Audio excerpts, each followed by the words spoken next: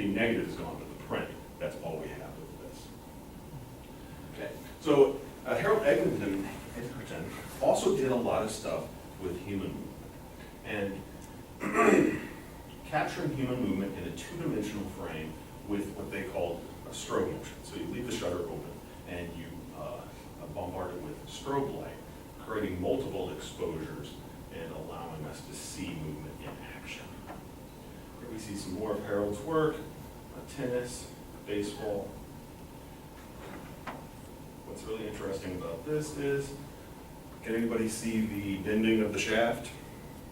We actually have deflection forward, deflection forward, deflection forward, and then it actually starts to move back there. So that was actually a pretty interesting thing of actually seeing the ball, the driver deflect. This is one of mine that I did in graduate school. This was of one of my fellow graduate students.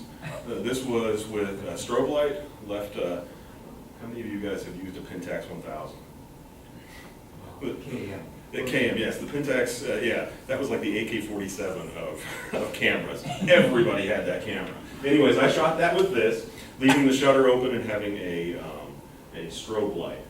And what we could do here is we could actually extract some kinematic data from it. And of course, NASA uses quite a bit of motion capture as well. Does anybody know what this is? Where this is? Vomit comet? That was the Vomit Comet. So they've actually mounted a treadmill, force platform, and another treadmill here. And we're going to see a little bit more of these later on. These are anatomical markers. I do think one person on here has the coolest job in the world. These are 3 different jobs, 3 different times. And we see this guy back here, this older guy. He is in all 3 of them. I haven't been able to find him in one of those, but he's obviously the deck chief for the Vomit Comet. That would be a pretty cool job. Anyways, so we have these images. We have crisp images now in two-dimensional frames. The big thing we'd like to do is extract some data. Okay, get some displacements, those kinds of things. So the main thing that we developed were calibration elements. So this is a 1 meter cube, 1 meter by 1 meter by 1 meter.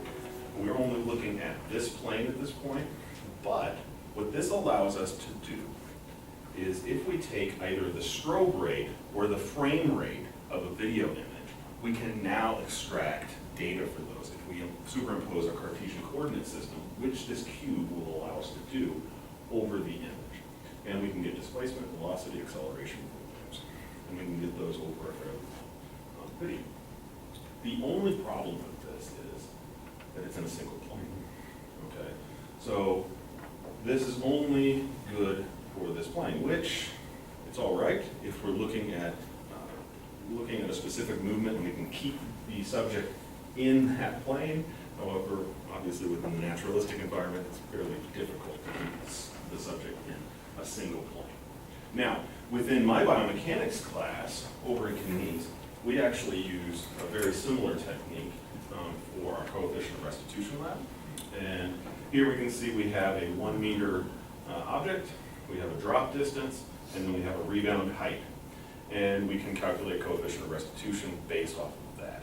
We also are dropping it on a force platform, so we can do vector analysis and determine coefficient of restitution off of that as well. So we actually have our students do both of those and compare the values. Also, what we do is sometimes we have them look at flight time and calculate the coefficient of restitution off of that as well. And again, what do you think the #1 instruction I have for the dropper is?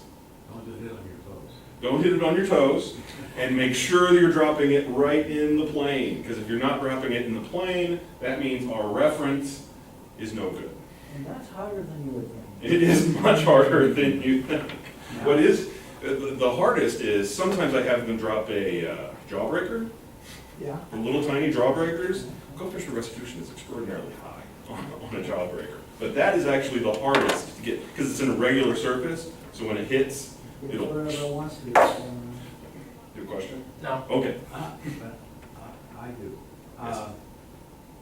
Cameras have distortion. Yes. Cameras got the distortion removed? No. Okay. Which also, and when we get into some of the Vicon stuff, they calculate that out. That is why I try to keep it in the middle of the camera. The distortions are going to be on the outer edges, so you get a little bit of parallax error on the We should outside. talk about this. Okay. And obviously, that's a racquetball. What we do with racquetballs is we'll have a hot racquetball and an extraordinarily cold racquetball. We'll actually put it in the freezer for a while and we'll compare coefficient restitution. Okay, so now that we've applied some of those calibration frames to it, we can get other measures. And we can see in some of the historical data, this is some of the first calibration elements that were added. Here we have a tennis player, and this, we can actually see him swinging his arm back and then through. So with this, the two-dimensional does not quite work very well with this. And then of course NASA did a lot of stuff with the spacesuits. Specifically, when you have a pressurized spacesuit, you tend to want to know what the range of motion is. How are they going to be able to perform? If they fall down on the moon, are they going to be able to get up? Those type of things. Here we actually have an astronaut. They have this at 5 psi. We can see them swinging a golf club. I have no idea why they were testing that. But obviously, there was some range of motion type of test. So, if we look at the human body as a system, it is much different than a bullet, or it's much different than a ball dropping in two-dimensional space.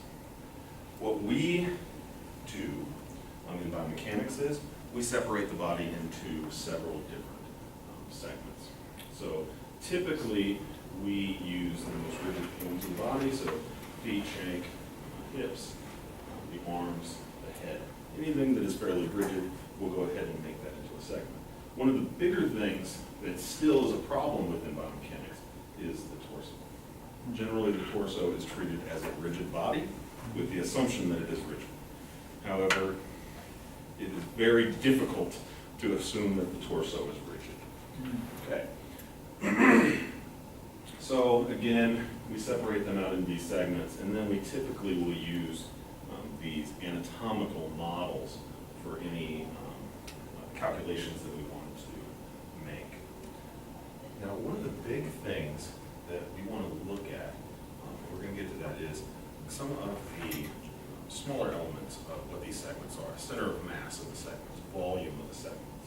And that allows us to calculate a few different things. If we look here, we have all of the segments marked out by joint markers. We put a two-dimensional skeleton over those markers. We then can measure out certain things. And this is what we really want to get at. We want to get at what those segmental centers of mass are, because we'd eventually like to get a total body center of mass. So all of these centers of mass have been identified. And we have charts to tell us exactly where the center of mass for the average person's segments are. Anybody want to venture a guess how we know this? Yeah, they cut a lot of people up. So this came out of Wright-Patterson's Air Force Base. In '69, they did some of the big-time cadaver studies where they actually went through and they would go ahead and they would freeze the cadavers in liquid nitrogen, and then they would go ahead and cut them up. This is straight from this report. Does anybody know what that guy in lab coat is doing right there?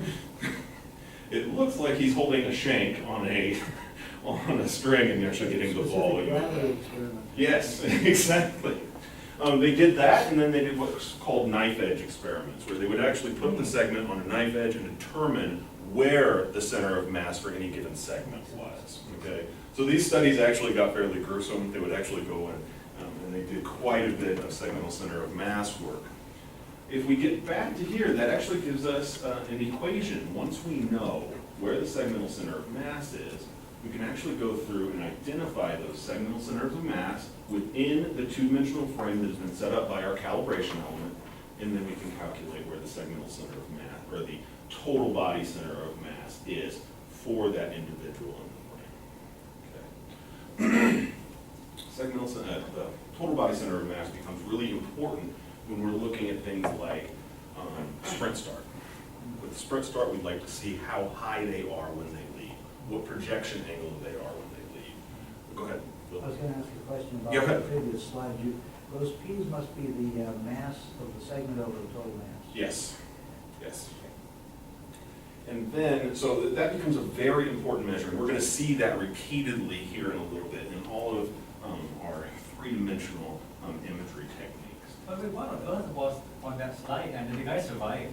What is this one? Well, that's fencing, so that's a blunted, what do they call it? They don't call it spear, it's a foil. A foil, yeah. It's a blunted foil, and they have protection on that, so. And you can support a whole person? No, Well, he's in dynamic motion at this point, so. Catch, so yeah. you're moving them out of the way. And what is really interesting is, and we do give our biomechanics students this, we would come up with the total body center of mass for the entire system. So not just this guy, but this guy as well, you'd be able to come up with a total system center of mass for the two people, and it's probably gonna be out here. They really hate that problem, they don't like us when we give it to them. Okay, so if we look at, even back here, the two-dimensional stuff, it's kind of neat, it gives us the center of mass, but it really doesn't have a lot of utility for us unless the participant is in the plane of motion that we're looking at. And again, within the naturalistic world, that hardly is ever going to happen. It probably would happen if we put our camera at a 90-degree angle to a sprint star, for instance. We could get good two-dimensional data off of that because the rules say they have to be moving down a plane. But in the normal world, if you're looking at a jump shot or something like that, it just is not going to happen. So we would like to determine some three-dimensional stuff. And again, two-dimensional kinematics are very accurate. However, again, they're not single. Currently, three-dimensional analysis is the gold standard for kinematic analysis of human movement. And what we use is, over in our lab, we use what's called a three-dimensional calibration, two types. We do a static or we do a dynamic. And essentially, what this allows us to do, it allows us to take multiple views of any given motion, provide a calibration element for both those views. So in this one, we can see camera 2 is slightly to the right of the cube, camera 2 is slightly above and to the left. We have very specific points that we know their exact location in three-dimensional space. This down here is the origin of the cube, so we can tell the computer exactly where these points